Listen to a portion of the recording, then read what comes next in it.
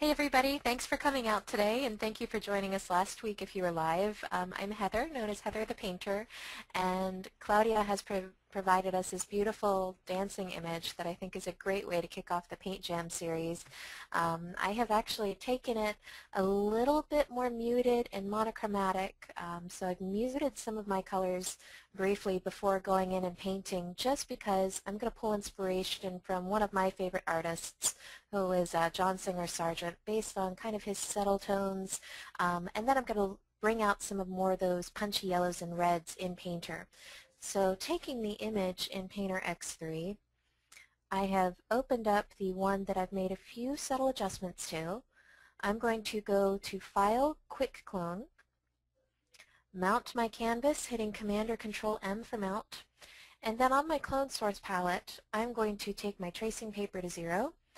That way we can see what's actually on our canvas, so I can start drawing smiley faces, or I can look at my tracing paper and see a ghost, cloning of the ghost. So I am going to fill my canvas with kind of a subtle shade from the background. I'm going to pick a little bit of a neutral color, and that way I prefer more of the neutral tones, and I'm probably very different from Claudia and Jeremy in that way. But that way I'll be able to let the dresses just completely sing in the image. I'm going to take one of my favorite custom brushes I call Kinsler Initial Flat and just roughly brush in the dancers. And I know it's really messy right now, but I just need to give myself kind of an idea of the colors that are going to be coming out. And I'm toggling back and forth between my tracing paper by hitting Command or Control T. So I've made a complete mess, and I'm cloning right now. You'll see that my color wheel's grayed out, which means I am pulling source information from the image. So I'm literally painting with an image. So now that I've roughed in a general idea of where their dresses are spinning, I am going to start building up some of my background space, and I love some of these subtle tones that are coming out. These muted, beigey, almost like concrete tones.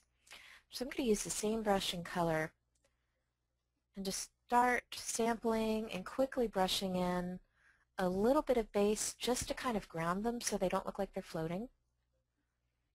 And pull that also in the background.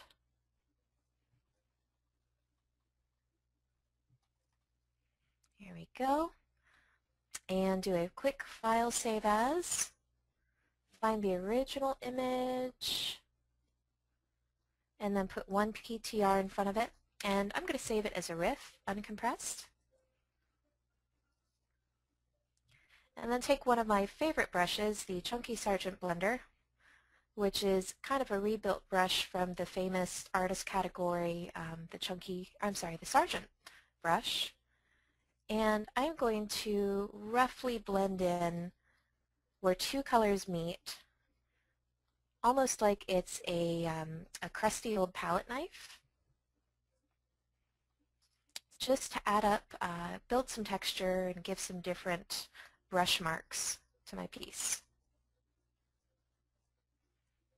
So I'm working from the background space to my foreground, and I want to make sure the background is all nice and tidy before I start having fun on the subjects.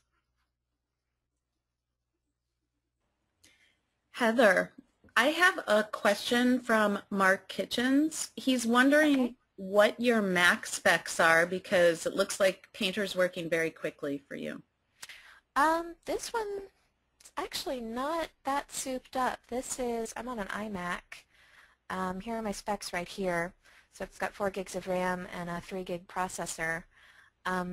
One thing that'll speed up your brushes, if you have the capability of a feature, if that option is there, the larger your feature is, the faster your brush stroke is going to be. So I've noticed some brushes will lag because their feature's at like 0.1 or 0.5.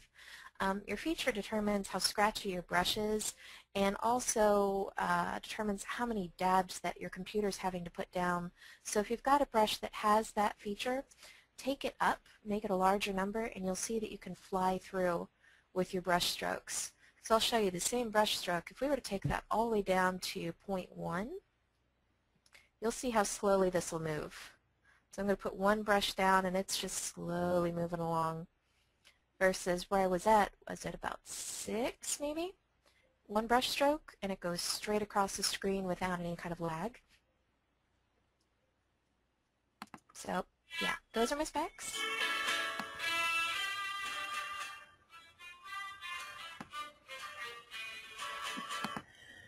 Okay, so I had to jump in with the sound. That wasn't really fair because we had you answering a question. That's fine. So for all of you on the line, we have a little sound indication to determine when we're going to be passing the ball along. You've got a lot of questions coming in here. We'll try to keep addressing these as we go along. I'm going to go ahead and change over to Claudia now. That looks fantastic, Heather. Thank you. Really wonderful. It's so exciting to see the different concept, the different way of looking at an image that is the same for all of us. So hello everybody. Claudia, I'm here and talking to you from Ottawa. I'm very happy to be sharing this event with Heather and Jeremy. It's really an honor. So I think it's going to be very, very interesting for all of us. So this is the image. This is an image. I have to tell you a little bit about this and why I choose this image. It's a photograph that I took maybe 8 or 9 years ago here in Ottawa of during the Dance International Festival. These are Mexican dancers, and as you see as a photograph, it's not really a good photograph. It's a good subject, but not a good photograph. So something that I always do is that I see that a picture is good as a picture, as a photo. I try not to touch it because it's good, so I don't want to change it. But in this case, I think there's lots of things that for me are not working, and it would be nice to change them. For example, and the first thing that I would get rid of is the background. So what I'm doing now is working with the magic wand. I'm gonna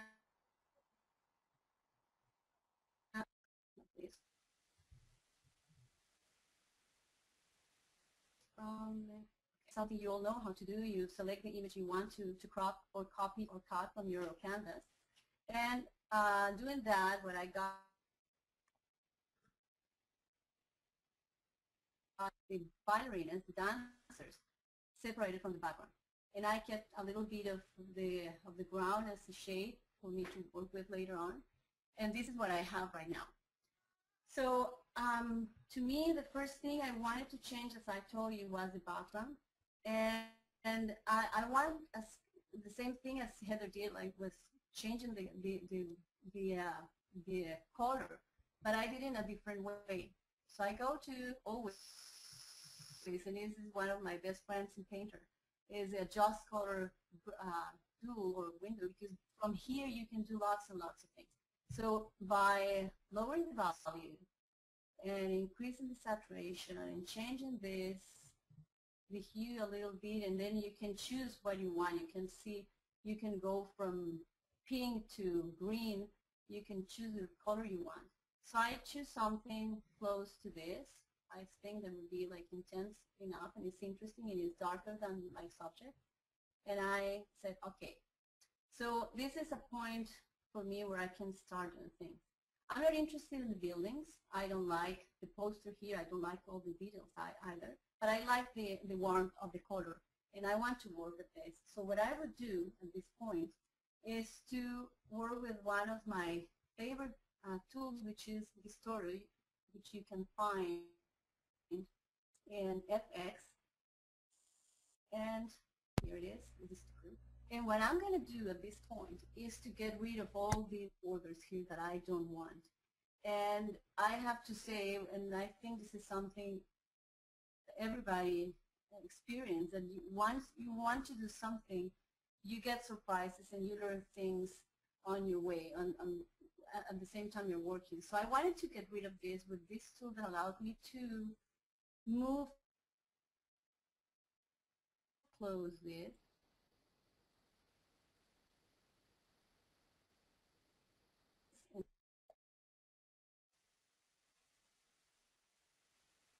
Around So what I'm doing here is I'm making all the parts of the image that I'm not interested in, they are getting.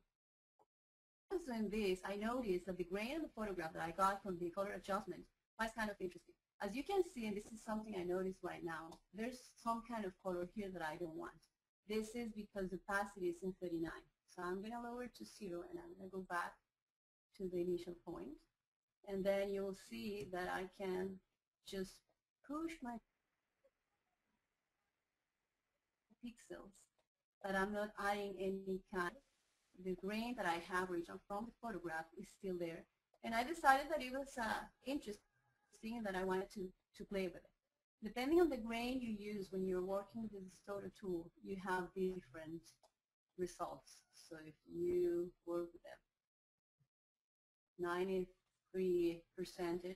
so then you can see some lines that I don't like. Or you can decide that you want to use them.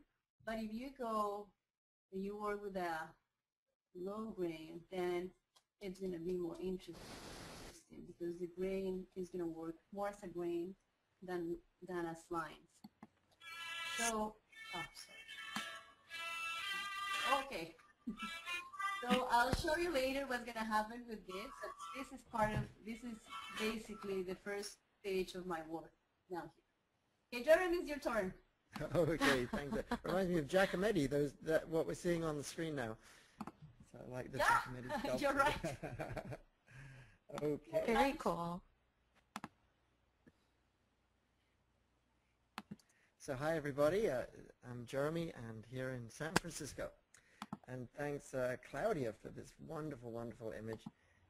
So as I look at this image, there's one of the things that I love about this is just those incredible sort of beautiful shapes made by this moving skirts, and there's so much movement that I want to play with in this painting inspired by this. Also the relationship between the two dancers, you know, they're connecting and enjoying themselves so much in the midst of this joyous dance. So these are all the things that I'm going to think about. So what I'd like to share with you is a little bit of how I set up a project like this. So the first thing I think about is imagery that I can make use of that might sort of complement and resonate with the subject matter.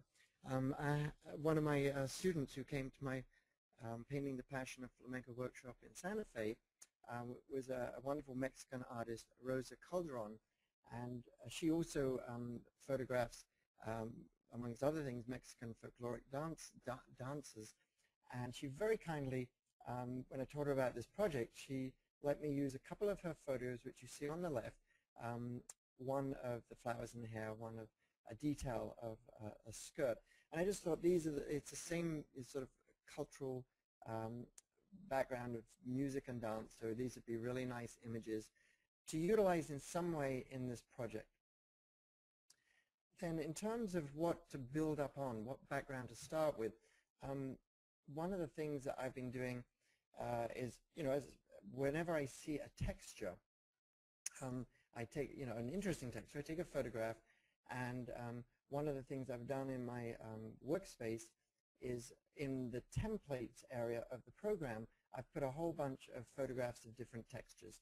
And so what you see here on the right is a sort of slightly scratched concrete with a slightly parchment sort of coloration given to it. So I thought this might be a nice sort of a nice gritty thing to build up on. I like building up on the midtones so that I can work into the shadows and the highlights. So having sort of these 4 different images, one of the things I did in preparing for this is with each of these images, I made sure that I'm working with the same size image exactly, just for simplicity, and in this case, 2000 by 1500 pixels. Not a huge image, but that will be perfect for this purpose. So each of these is the same size. Yeah.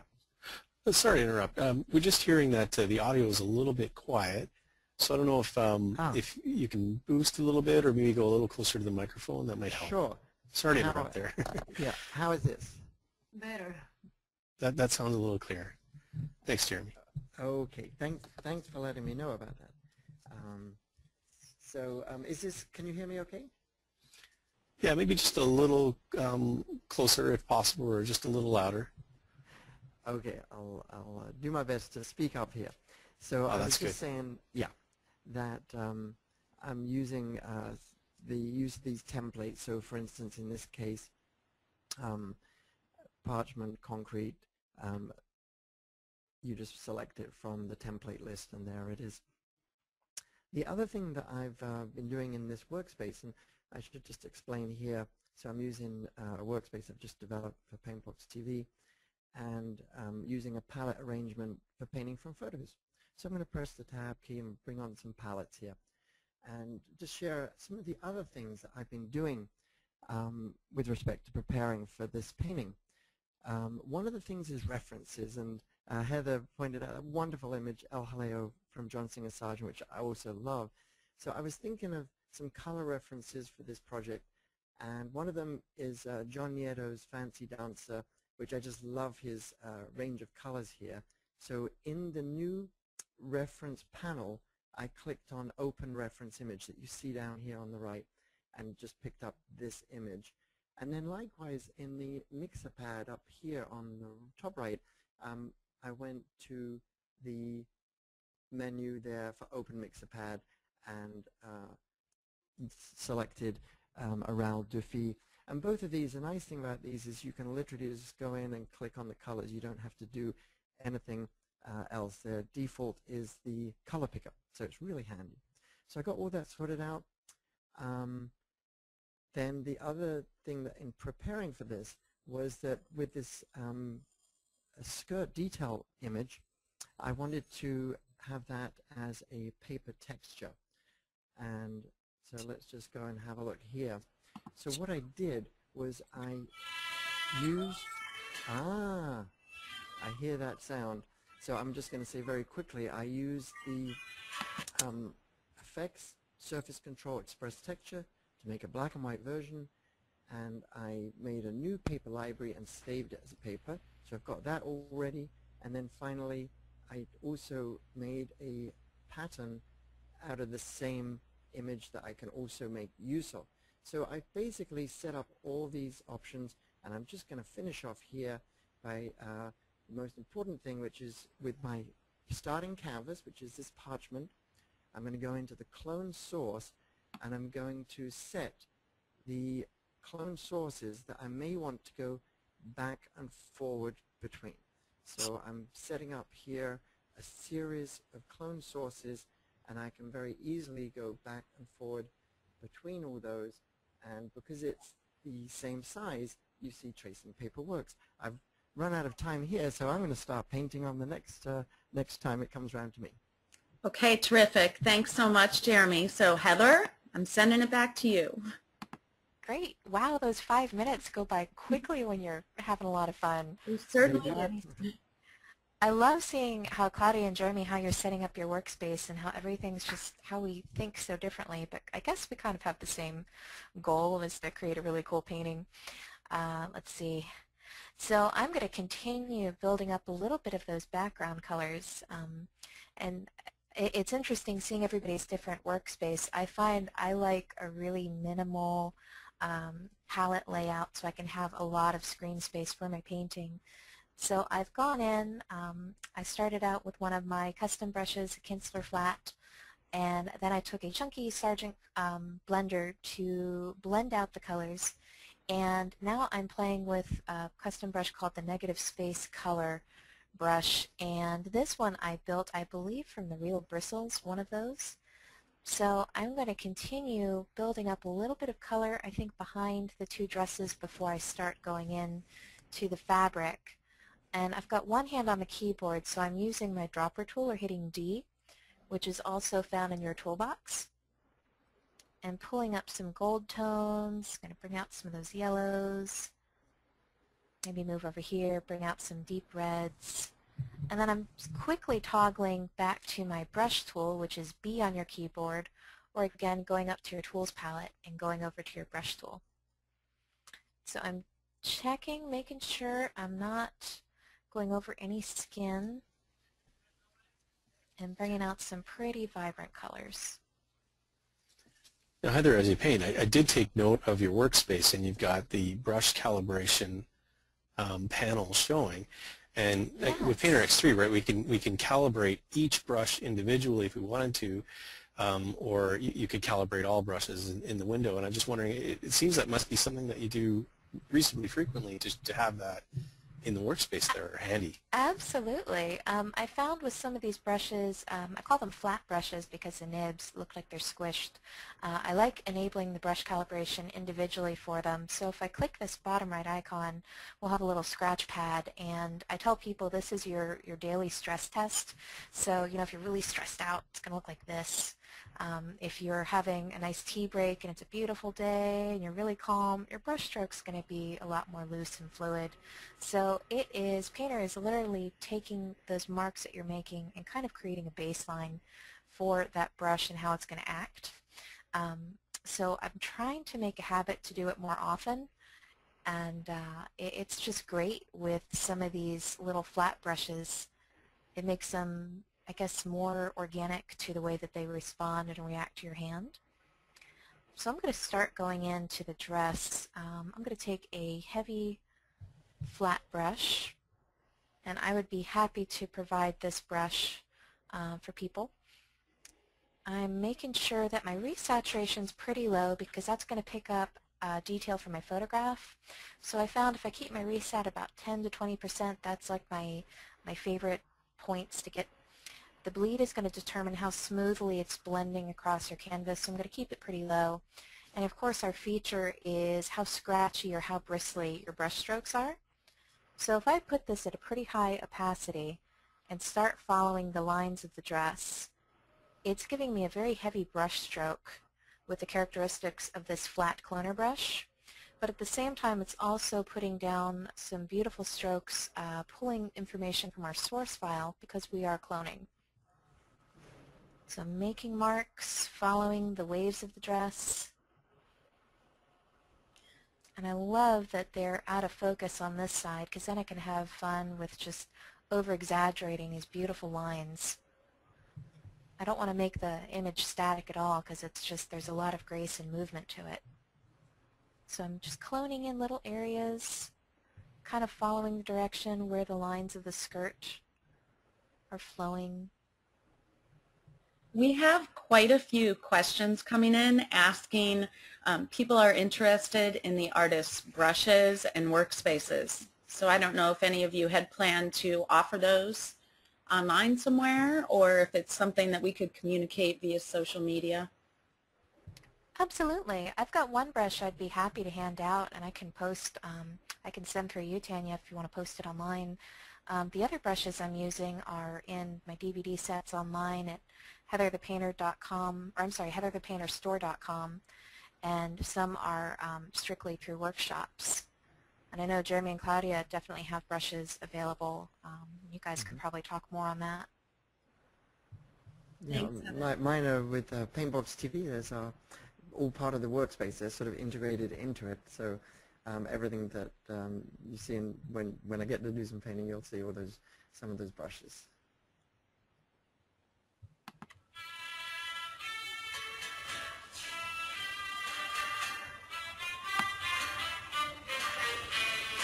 I feel like we should be getting up and dancing every time that comes on. I love it. Now, painting Heather, the music sounds perfect. Yes, absolutely. It sounds even better. Oh, your painting is looking so beautiful. Love that. Yeah. Thank you. Very, very, very beautiful. All right, I'm going to go ahead and pass it along to Claudia. This time really is flying by. I know, it's interesting. So we were here at this stage in which I was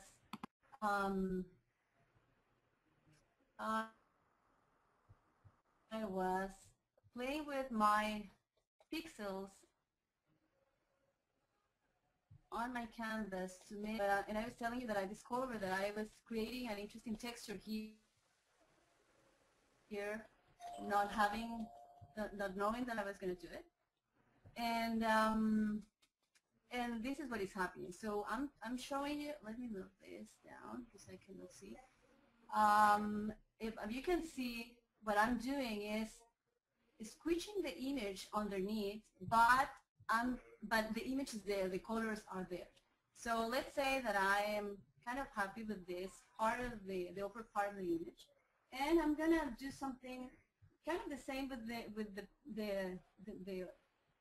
whatever is underneath the dresses, but I'm gonna change a little bit the grain and the opacity. So the opacity is gonna be a little bit higher, and the grain is gonna be higher too. And what I'm going to be doing right now, which is different from what we were doing before, is I'm going to be adding a little bit of color at the same time I move my pixels around. So this is one of the interesting things about this brush is that you can just move the pixels around, or, and I'm going to do it here, add color at the same time.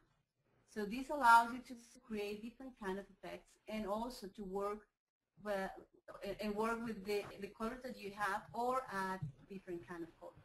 So what I'm going to be doing is adding some color and moving whatever I have underneath. So depending on the opacity and the grain, you get lots of different textures. So if you work with a lot of grain, then this is what you get. But if you lower the grain to 14 or 16, this is what you get. So you can really do lots of different kind of things. So these colors were not my intention, but I just wanted you to see what you could do. So I'm gonna work with the cloning, and I'm gonna try to move these colors around and outside and underneath the dresses.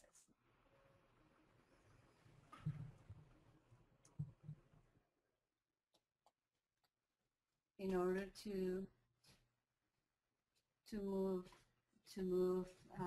the pixels and change the background. So I want to add a little bit of color here, but darker, because I want to have more deepness in the lower part of the image. Something that's really neat, Claudia, too, like I noticed at this point you're adding the motion in the background, and you're setting up that the backstop for the artists that the dancers that are going to pop out in the foreground. That is actually almost the opposite of where Heather is adding a lot of the motion in the foreground. So I think it's really neat here to see that motion come to life behind them, and then I would guess your next steps are to integrate them into that background, or have them play in some way with that background visually. Yeah, is that kind of what we're seeing here? It's just really neat to see that different, foreground background relationship in these processes. Yeah, and that's so the first. I always tell my clients that I don't really know when I have a commission or something, and they ask me, well, how it's going to look or what's going to happen. I say I don't really know, because I get inspired with every single stroke, or with every single step that I go through, and things change during the process. So at the beginning, I just wanted to eliminate the border that I had around the dancers, and I got to this just by doing that. So then if I had another idea on my mind, it changed completely, because I really was liking what I was doing here. So that's what happens when you are working like freely and open to try different mediums or different tools. So this is kind of dark right now, but it kind of works. And I was working another, trying this before. It was completely different. I had other stages that I recorded when I was planning on doing this, and all the results are different, and they are all interesting. So I don't know, maybe later we could go through that, and maybe Heather and Jeremy do the same. Thank you very much. Okay, thank you. Now, passing it back over to Jeremy, and while I'm doing the, we have had a couple questions come in, and Cynthia was wondering if you all find it best to start with a simple photo, simple subject matters, or does it not matter? Well, shall I start off answering this? Sure, go ahead. So for me, something that I'm really can relate to, that excites me, that I'm passionate about, an image that has really good abstract qualities, that has really interesting shapes, good, something I can really sort of get to grips with paint. So, and this definitely is such an image. Thank you, Jeremy. So let's get painting, and I'm going to start with a oily, watery brush here, and let's just work a little bit freehand, using the pressure just to control the thickness of the brush.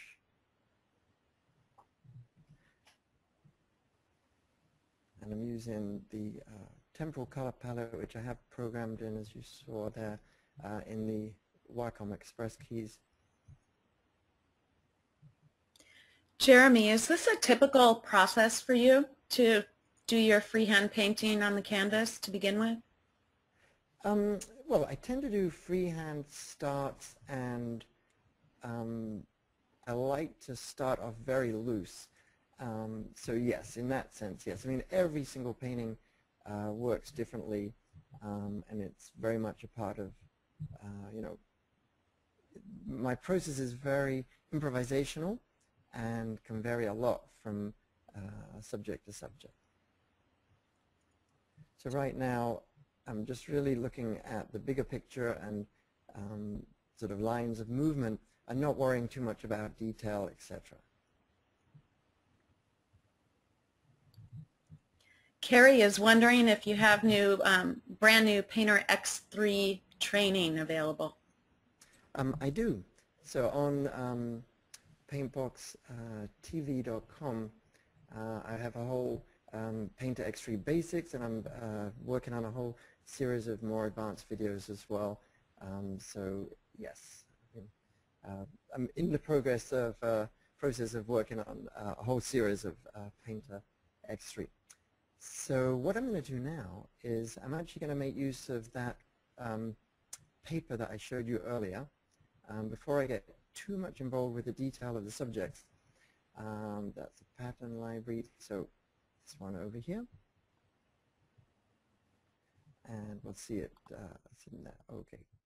So to apply this on my image, I'm actually going to create a new layer, make sure it's not under preserved transparency. And I think I'll also then go for, let's say, a square chalk, and work with some of these colors here.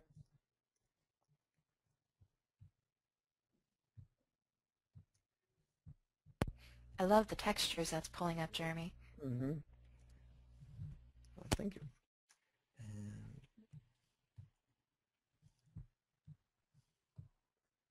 so in a way, what I want to do is just create a sort of a fabric on which to build up the painting.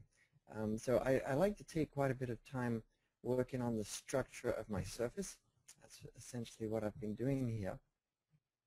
And when I work with the layer, you know, obviously gives some flexibility in terms of the way the colors interact. Sometimes I'll change the composite method, as you saw there, and drop. So I regularly flatten my image. I'm actually doing iterative saves all the way through here, so I keep a record of the process.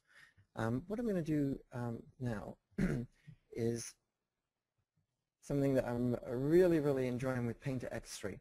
So first of all, to explain, once you have your background canvas set up with your clone sources, at this point you don't actually have to have all of the source images open and visible on your screen. And instead, what we can do here is go show source image, move that over, and I'll have this over here. I'll take that down a little bit in size.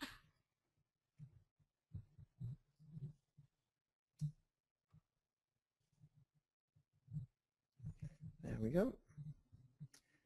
And I'm going to do a little bit with clone color, and I'm going to change brush here.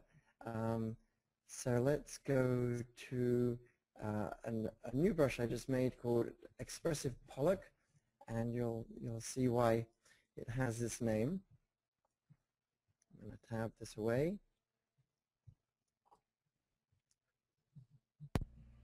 That's a gorgeous brush.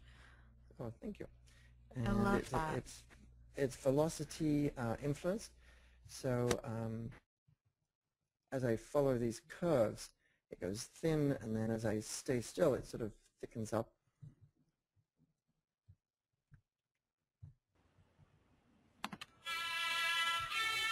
Ooh.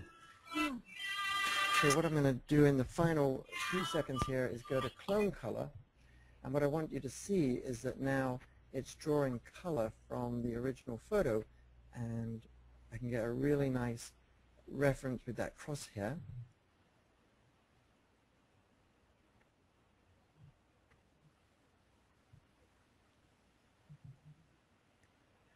Jeremy, can you remind us what the shortcut key is for that temporal color palette? Yeah, so on a Mac, it's the Command Option 1. On the PC, it's Control Alt 1. And I think if I put temporal color, let's just see if I get something here. So one of the things I've done in my workspace is integrated this incredible feature that David Gell, brush maker extraordinaire from England, has created, which is the ability for the brush search engine to also look for shortcuts. And it's really, really useful. So and what I've done here is there's one for the Mac and one for the PC. But Command Option 1 on the Mac and Control Alt 1 on the PC. And if you're ever not sure, you can always just go to the Preferences, which is Edit Preferences on the PC, Corel Paint X3 Preferences on the Mac. Just go Customize Keys, Other, and it's right near the bottom. And you'll see here you can actually customize any of these yourself. You just click on them, and you can set your own shortcut. So it's incredibly powerful. But that's one of the places where you're going to find the shortcut written down for you. Thank you so much. I love being able to type in a tool and to have it actually pull up the shortcut. That's wonderful. Well, thanks to David Gell, and anybody who's interested, you should visit his website, which is jitterbrush.com, and he has made some of the most amazing brushes. In fact, I have one of his brushes here, but he has a whole series of brushes. This one is called Sui Rui. I just love it. But anyway, so he's an amazing guy, who really knows Painter inside out. Well, we have actually gone through each one of you. You've all painted for 10 minutes thus far, and there's been a lot of questions. I know it happened so fast. I've been trying to throw out the questions as they come through here. But I'm wondering, would you all like to address some of the questions that we have, or would you like to paint a little bit more? I'll leave it up to you. I know that we still have one more session left, so Can we do both? We can do both. If you'd like to continue painting and we can run through some of these questions, that would be really great. Yeah, fine with me. That sounds good. Okay, so I'll go ahead and throw it back over to Heather, and I'll just kind of scan through the list here to make sure that we're getting everybody's questions answered. Those are vibrant, amazing colors. That looks wonderful. Okay, so here you go, Heather. Okay. I love the colors that you guys are pulling out. I'm not that bold when it comes to painting, so I always get really sucked in and just watching and kind of loving the colors that are coming through in your paintings, and I get easily distracted, so I'm trying to put my mindset back on the painting here. But I'm going to continue working through the skirts, and you both have inspired me to use a different texture in this painting. So I'm going to pull up a color square chalk, which is a variant from the chalk family. And what I love about this brush is it pulls up whatever paper texture that you have set. And my go-to favorite one is the artist canvas. So I am going to continue. I'm going to try cloning, and then I'm going to try a little bit of color with this dress. So you can see here, when we zoom up, you can see it's pulling up that really pretty paper texture. And that is determined by the amount of grain, your grain setting. So if you have your grain at a very high number, it will hide that paper texture. You're just mushing color into your canvas. But if you put that grain at a pretty low number, then it's actually showing that beautiful paper texture through. So I found if you try it at about 10%, you get a really pretty different little texture that comes out here. So I'm going to try cloning with it, meaning again I am painting with an image, and I know I'm going to get very impatient with myself here and just want to put down color. So let me do a few more strokes. Again, I'm just following the shape of the dress and the ribbons and the fabric and where they're laying and flying out. Are you working with the original photo at the size that we have it available for download on the Paint Jam landing page? Yes. Yep. I didn't change the size to it. I just made it a little bit more muted tones before I started painting, but yes, the same size. And I cannot remember, I should have had that on my desktop, but do you offhand, or if Jeremy or Claudia know the dimensions? Here's the size right here. It's basically 1700 by 2300 pixels. So this is a 23 by 31 at 72 DPI or PPI. Okay. So that's the size. Now would you size, I'm sorry, would you size that up when you go to print to a higher DPI? Let's see. Well, I know from the pixels here that, and Jeremy, I'm sure you can help shed some light on this, that I can easily get a 16 by 22 out of this size. I just moved my decimal point over 2. So in inches, this would be a good 16 by 22. If I wanted it larger, then absolutely. You might want to res it up before painting. And I'm sure, Jeremy and Claudia, you've got some really good tricks and tips for that. Yeah, I generally print at 150 pixels an inch or thereabouts. But what's wonderful with Painter is that you've got so much flexibility with resolution, and you know you could always start off with a lower resolution image, and then end up blowing it up a little bit for adding some detail. So you've always got to watch out for your change in scale vis-a-vis clone sources when you do that. Yeah, in my case, I never increase the resolution after I'm done, so I take care of the 150 dpi right from the beginning. So I know that if I have to print big, so my file is big, and I wouldn't have any problem. Yeah, I know you're used to working with large panels too, so. Yeah. It's always best to do that. The only balancing act with Painter is that the brush sizes are set in pixels, and so when you have a huge, many thousands of pixels wide by high image, you'll find you can't get such big, dramatic brush strokes with some of the brushes. So that's that's the other side of that coin. Is I find that if I start going, 4,000 is okay. When I get to 6,000, I know I'm not going to get really big brushes vis-a-vis the canvas size. So, and beyond that, they get smaller. So that's the balancing act there.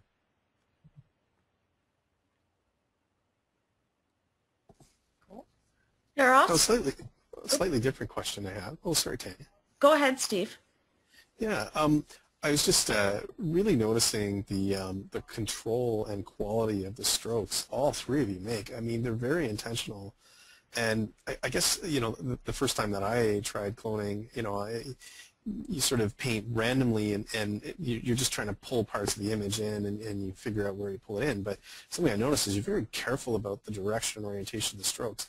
I find there's this learning curve associated with a tablet. I mean, myself trained drawing traditionally, sketching, to transition to the tablet and get that precise control took time. On average, you know, in your experiences as teachers, how long do you find it takes people to really pick up, you know, controlling that tablet and getting those really intentional, you know, precisely directed strokes?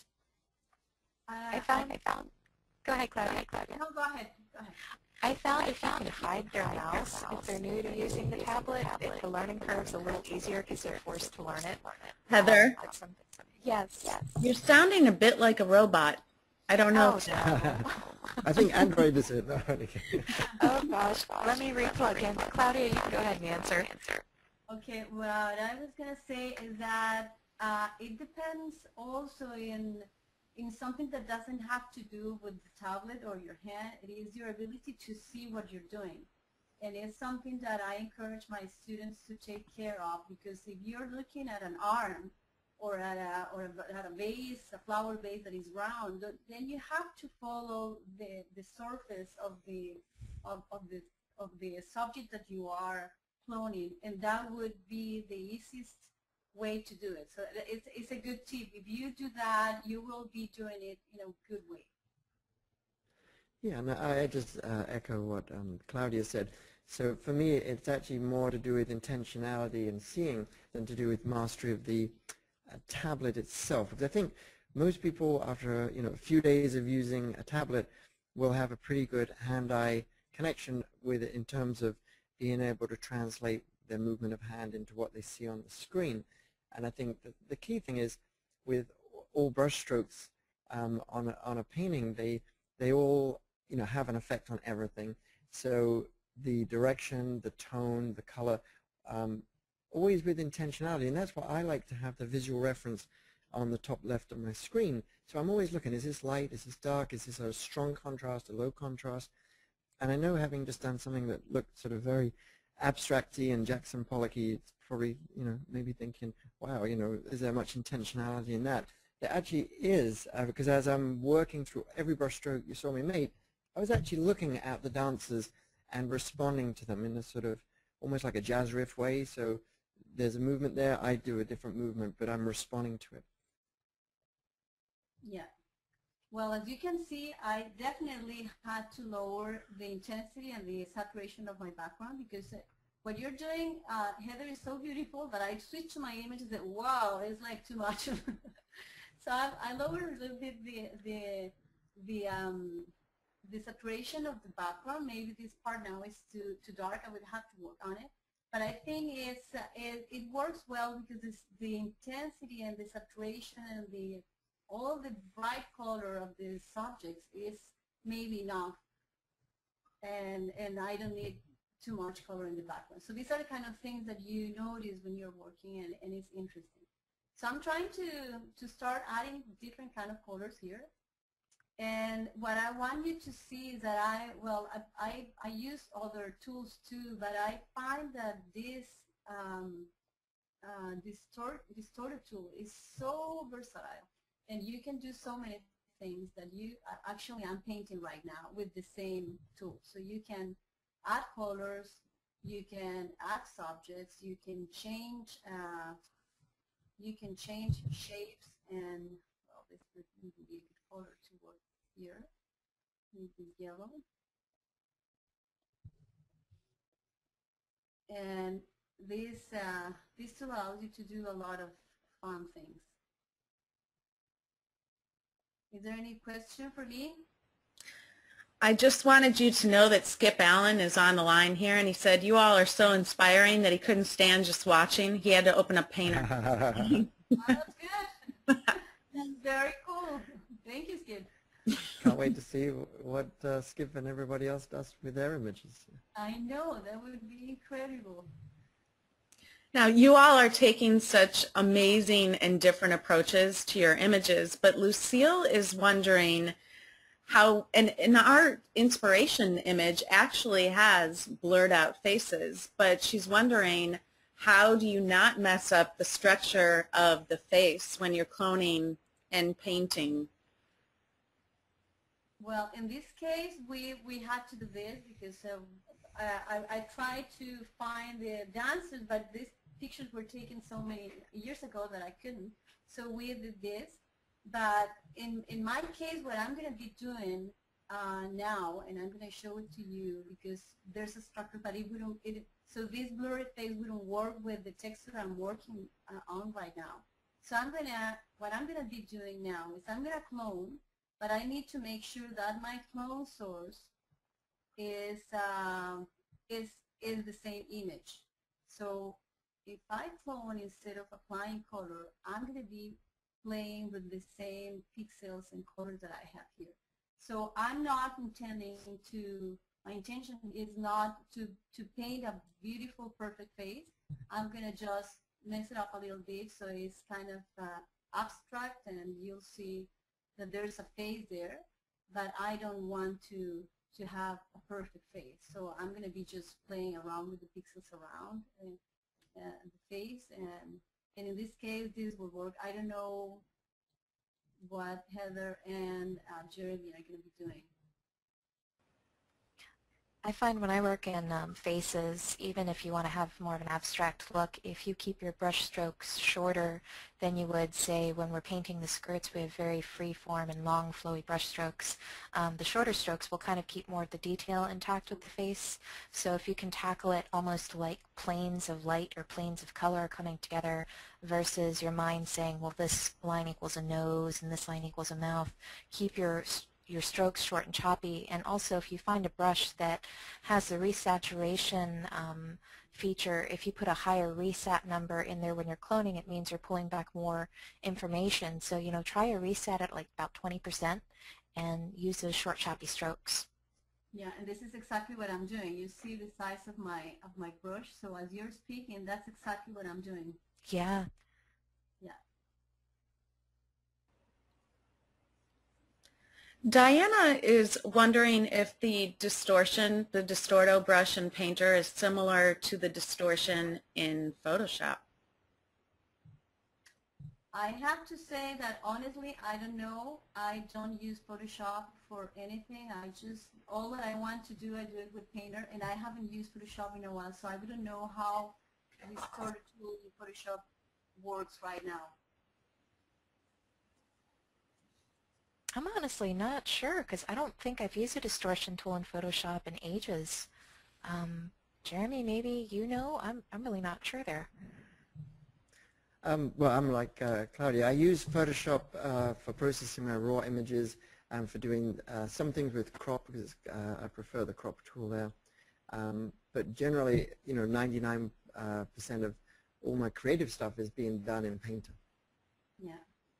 Carrie has given us some feedback that the smudge tool is the closest in Photoshop CS5. Okay, so you see what I'm doing right now is I'm just playing with the pixels and I'm cloning, right? So this is kind of interesting. But whenever you want to start adding colors, and you can do it, I'm not really changing the opacity or the grain of my brush, and I can start adding colors right away.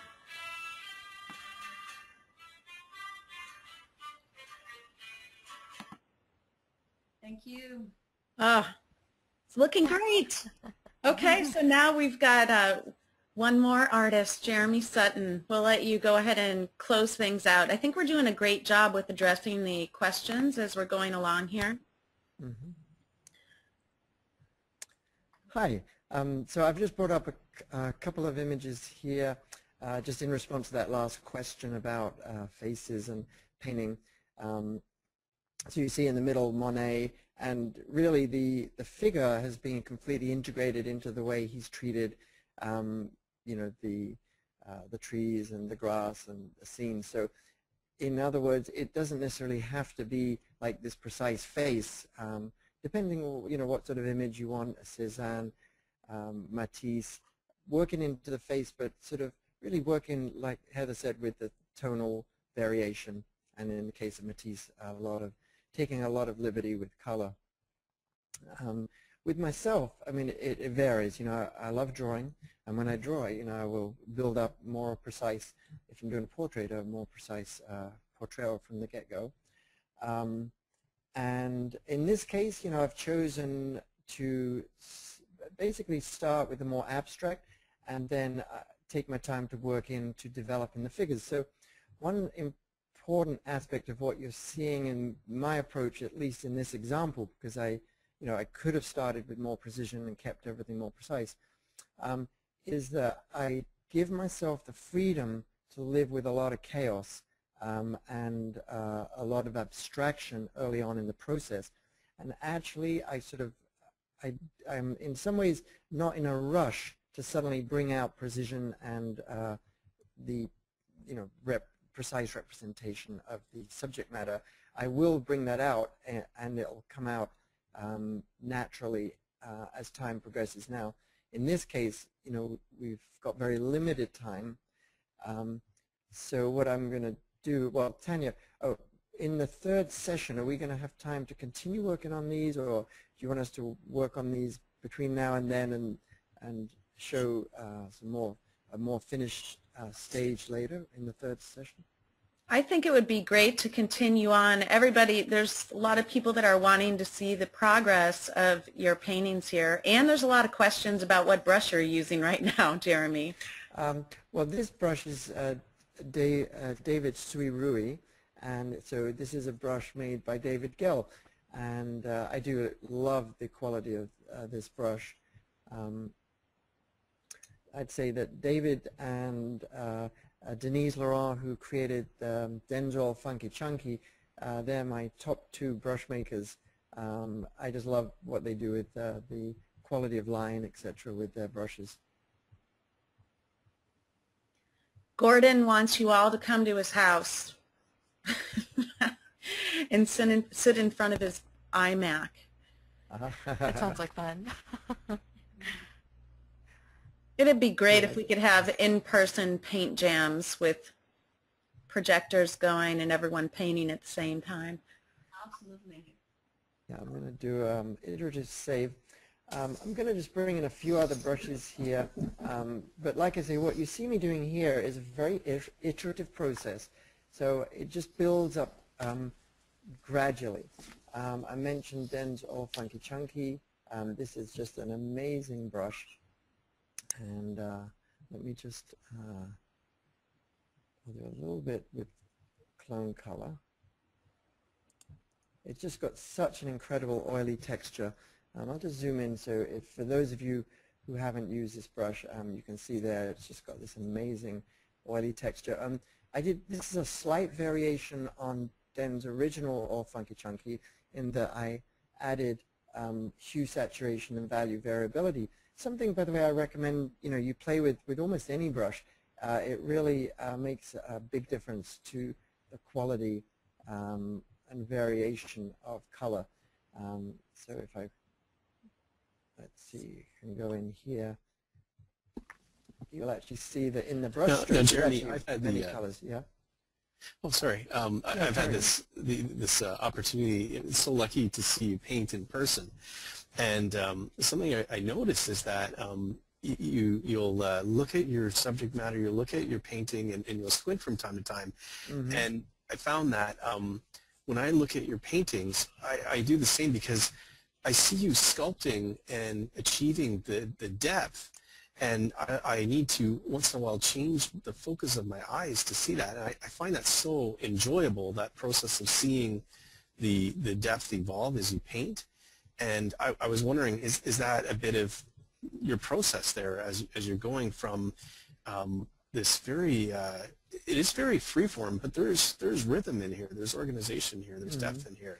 Yeah. So is that really a fundamental part of this process? It really is. And the funny thing is, if I was doing a live painting from direct observation of nature, or whether I'm working from photo, in both cases I'm still doing a lot of looking at the source image. So that's where most of the time my eyes are looking, and right now I'm just picking up my own color. And once you've done a certain amount of clone color, you know where things are. And you'll notice I'm changing the hue to some extent, but the value and saturation a lot, very frequently. And so right now, for instance, I'm going to put a brush stroke roughly in the position where you see my cursor moving. And I'm going to simply lighten my saturation and value and work in with brush strokes that somewhat describe the movement as well and the tone. So yeah, really be looking and squinting down so that I see just the big bold blocks is part of the process that's going on here.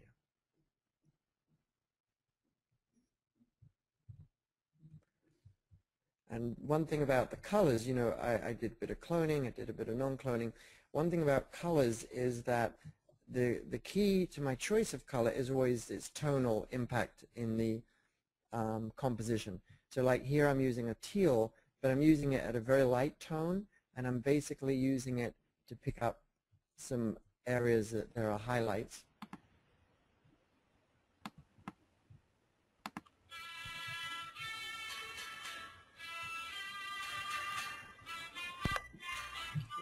And I'll just finish off here. It's still a lot in progress, but you can see how it's starting to come through slowly, slowly, slowly.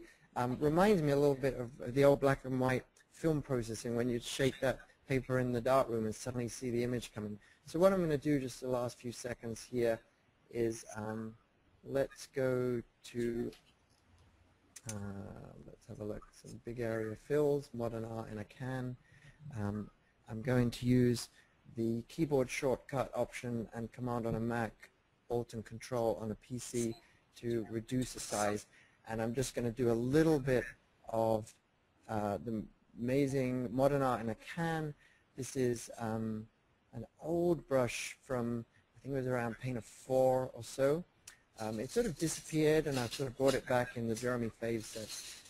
But I just love it. It's got this after effect, so you'll notice when I make a brush stroke that there's a little dotted line, so it doesn't produce the stroke immediately.